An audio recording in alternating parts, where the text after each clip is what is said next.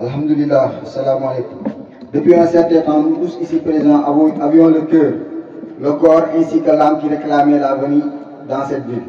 Donc on disait que Nioro on ira, Baye on verra, Gamou on fera, La ilaha illallah on proclamera, Salatul Fatiha on récitera. D'autres disaient que leur seule et unique préoccupation était le Gamou de la Daïra Soulamul Mouride international. Et nous voilà aujourd'hui enfin dans ce lieu pour célébrer la naissance de la plus sainte des créatures, le prophète alayhi salatu wassalam. Mais ce serait une erreur monumentale de parler du prophète sans commencer par le commencement, c'est-à-dire de glorifier, de remercier et d'honorer celui qui nous a élevés nos yeux pour que nous puissions voir, sentir, toucher, aimer et être ce que nous sommes.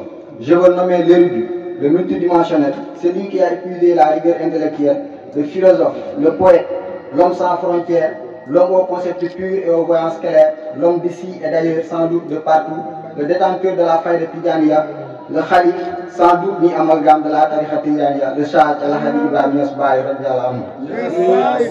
À Taïba Niassène en 1900, Baye est né de Mam Alhaji Abdoulaye Niass et de Mam Assou Diankha. Le début du XXe siècle était marqué par sa naissance. Sa détention de la faille a été prédite par Cheikh Ahmad Tidjane Chérif radiallahu anhu dans son œuvre Ifadatu Ahmadiyya, en ces termes. Il viendra une effusion, Faïdo, d'un homme venant de l'Ouest. Quand cet homme apparaîtra, vous verrez des milliers de personnes entrer dans la religion et dans la tariqa. Cet homme, personne ne le connaîtra dans ce bas monde, ni dans l'au-delà. Baye Niass lui-même avait cette même certitude que le Cheikh et soutenait les termes ci-après. C'est par moi que guérira l'énorme plaie du monde. C'est par mon effusion que la religion élèvera son étendard. Qui veut viendra à cette effusion de grâce divine avant sa mort, qui veut également se détournera comme le font les damnés. De son enfance, Ibra Asta, comme l'appelaient les habitants de Taïba, avait très tôt mémorisé le Saint-Coran avec l'aide de Dieu et de son Père. Il passait ses nuits dans la mosquée, même pour chercher, afin de prier pour ses parents. Mais ses prières ne se faisaient pas par hasard, ni pour rien, car lui-même l'avait dit en termes concis, à l'évidence, Allah m'a créé pour résoudre les problèmes. Il m'a confié des secrets, et en ce jour, je veux pour mes disciples la connaissance de la charia, mais accompagnée d'entendement profond. Sa mission étant la plus belle, la plus importante et la plus grande, la plus noble, a fait de lui un guide respectueux et respecté partout et par tous. Il survola les océans, les contrées, les villes, les montagnes et tout ceci dans le but d'avoir l'agrément d'Allah comme soutien pour sa religion et d'être un exemple pour la nouvelle génération. Étant faible, malade, âgé, néanmoins passionné, exalté, enthousiasmé par sa mission de faire triompher cette religion, sa versée de sang. Ces psalmodies pour le prophète, paix et salut sur lui, sont d'une magnificence sans limite. Il commence par nous certifier que la lumière du prophète Mohammed est la première sur tout, que cette lumière a été là bien avant la création du ciel et de la terre, avant la création des pères ainsi que des fils. Que le prophète est le commencement et la finalité de toutes choses et en toutes choses, qu'il est le début et la fin de tout, que quand il n'y avait rien, la lumière du prophète gouvernait l'univers. Son amour envers Mohammed est inégalable, incalculable. Cet amour n'est ni inscrit dans le temps ni dans l'espace. C'est un amour transcendantal et suprasensible. Baye radiallahu ta'ala anhu lui-même affirme et confirme dans un de ses poèmes, Sariman Mosdok Khawali, son amour inconditionnel et sans frontières envers le prophète. Certes, j'y étais avant la création des êtres. Toute ma préoccupation demeure en l'amour de cet être Taha. Il est mon manger et ma boisson, ma foi et mon affection, mon trésor, mon confident, ma sûreté et ma sécurité. Oui, il est mon compagnon et mon chemin, mes dons de générosité et mon contentement. Oui, il est les 4 points cardinaux de ma demeure, mes palais, il est le bienfait choyé. Je n'ai autre si ce n'est le suivi al-Muqafa, et c'est pour cela qu'est parfait mon amour en lui. Tu ne verras jamais le souvenir de notre provenant de mon cœur ni de ma langue. Et si tu crois entendre cela, ce n'est que des amusements ou de la folie.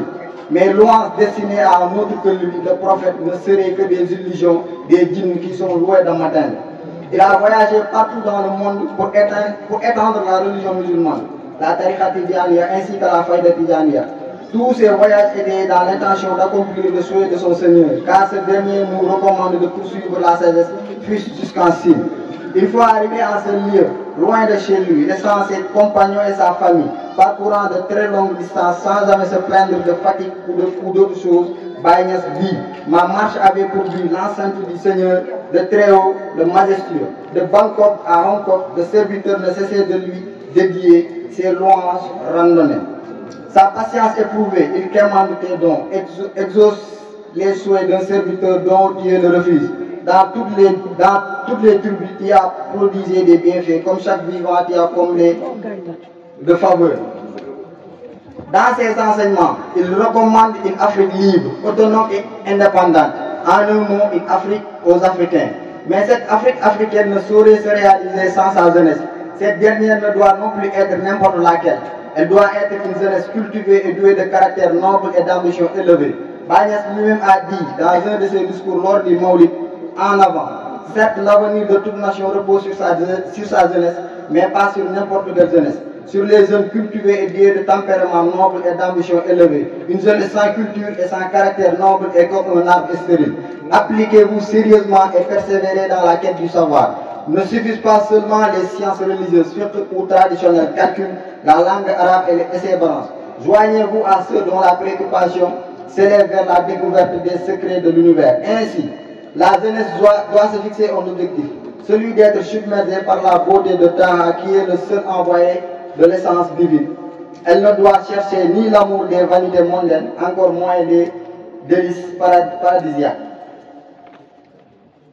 Ce savant homme nous a malheureusement quittés le 26 juillet 1975 en Londres. Une étoile rayonnante il était et il restera à jamais.